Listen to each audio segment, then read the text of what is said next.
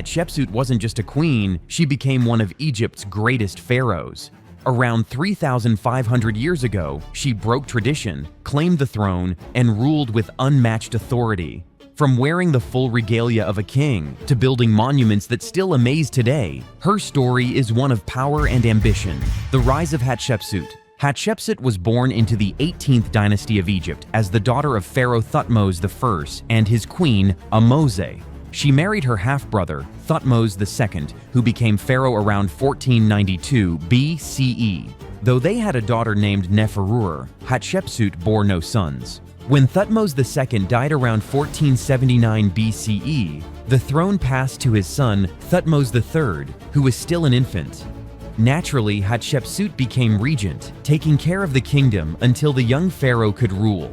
At first, she acted just like any other regent, managing the affairs of Egypt and guiding the young king.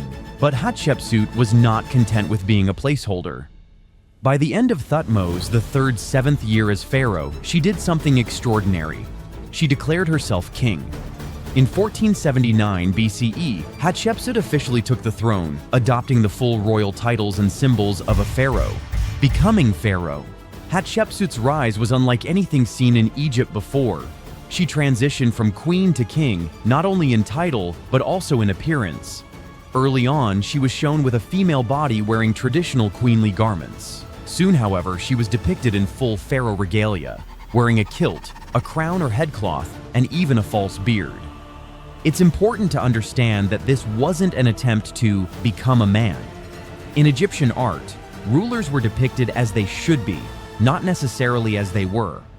By adopting the appearance of a traditional king, Hatshepsut was signaling that she had the authority and divine support of any male pharaoh. She wanted all of Egypt to recognize her as the legitimate ruler. Her authority was also strengthened by loyal officials. One of her most trusted allies was Senenmut, who served as overseer of all royal works and as a tutor to her daughter, Neferur. Some historians speculate that Hatshepsut and Senenmut may have had a close personal relationship, but there's no solid evidence to confirm this.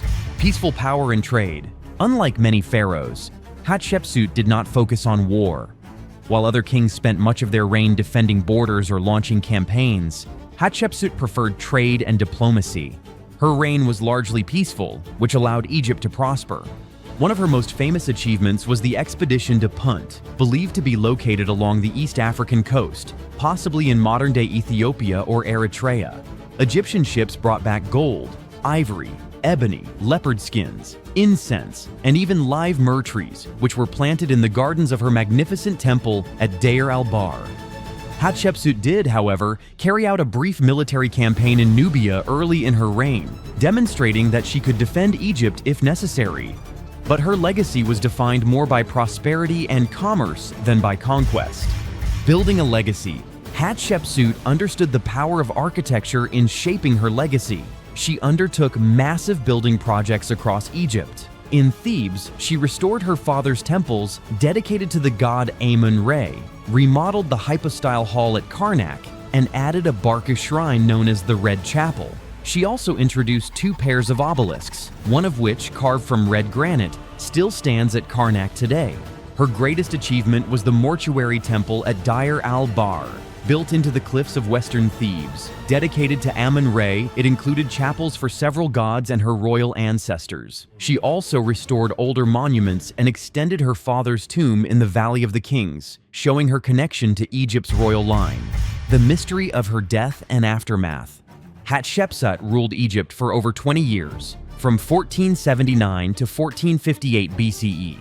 Toward the end of her reign, she allowed Thutmose III to gradually take a more prominent role in government, preparing him to rule independently. When she died, Thutmose III succeeded her as the sole pharaoh. Interestingly, about 20 years after her death, Thutmose III ordered the removal of her images, the destruction of her statues, and the erasure of her name from official records. Early scholars thought this was revenge for a power-grabbing aunt, but modern historians believe he was protecting the lineage of male pharaohs and trying to prevent any future female ruler from claiming the throne.